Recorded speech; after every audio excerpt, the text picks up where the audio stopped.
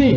નાસિક ઢોલની સાથે આપણે તાળીઓનો ગડગડાટ. આ સન્માન માત્ર કોઈ એક વ્યક્તિનું નહીં, વ્યક્તિ વિશેષનું નહીં. ખોડલધામની નવી ચેતનાઓ, નવી ઉર્જાઓ, નવી શક્તિઓ, નવા સંકલ્પો, નવા પ્રકલ્પો, નવી સંસ્કૃતિ, નવા કલ્ચર, નવું કર્મ, નવું ધર્મ, નવી દિશા અને નવી તરંગી તરફનું આ સન્માન છે. ત્યારે એક જોરદાર તાળીઓના નાદથી બોલીએ શ્રી ખોડલ માત કી, બોલીએ ભારત માત કી. ખૂબ ખૂબ આભાર, ધન્યવાદ. આવો સન્માનીય ચેરમેન શ્રી નરેશભાઈ પટેલ સાહેબને હું વિનંતી કરીશ કે આપના હૃદયરૂપી માં ખોડલનો ભાવ છે, હૃદયરૂપી શબ્દ પુષ્પો દ્વારા અમે સૌને અંકિત કરશો. સન્માનીય ખોડલધામ ચેરમેન શ્રી નરેશભાઈ પટેલ.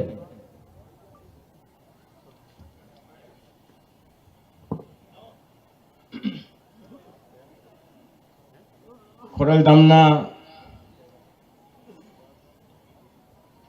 પવિત્ર પરિસરમાં આજે કાર્યક્રમમાં ઉપસ્થિત ખૂબ જ સરળ, જેનામાં બારોબાર સંયમ ભર્યો છે એવા ગુજરાતના આપણા બધાના લાડીલા મુખ્યમંત્રી આદરણીય ભાઈ શ્રી ભૂપેન્દ્રભાઈ,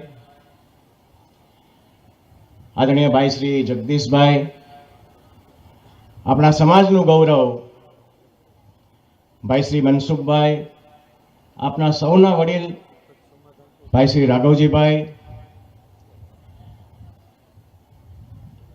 એક એવું વ્યક્તિત્વ જે યુવા નથી રહ્યા પણ યુવાને પણ શરમાવે એવા ભાઈ શ્રી જીતુભાઈ, ભાઈ શ્રી કૌશિકભાઈ, સાચું તો કહેવું પડે ને,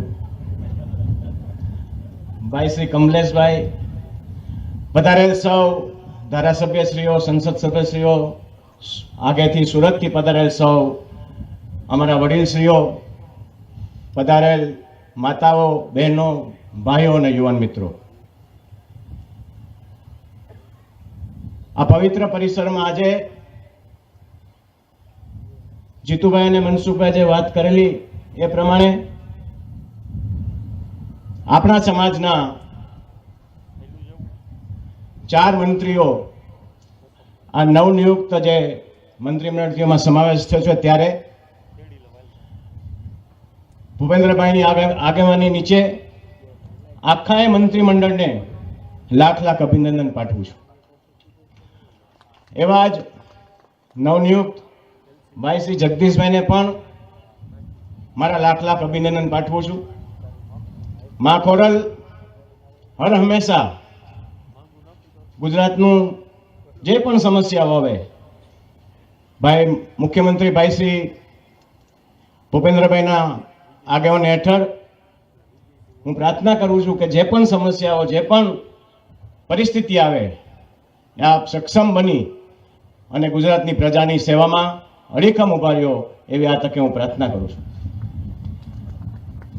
ખોડલધામ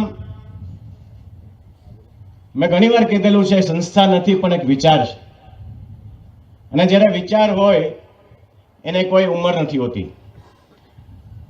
ત્યારે જગદીશભાઈએ પણ વાત કરી અને બંને મંત્રીઓએ પણ વાત કરી સમાજના સંગઠન વિશે. મારે ફક્ત એટલું જ કહેવું છે કે સંગઠન અને સંગઠિત બની 18 વર્ણને સાથે રાખી અને ખોડલધામ રાષ્ટ્રની સેવામાં આગળ વધે એવી આજ તકે હું માં ખોડલના ચરણોમાં પ્રાર્થના કરું છું. ખૂબ સમય થયો છે, મુખ્યમંત્રીશ્રીને પણ જવાનું છે, વાત તો ઘણી બધી થઈ શકે.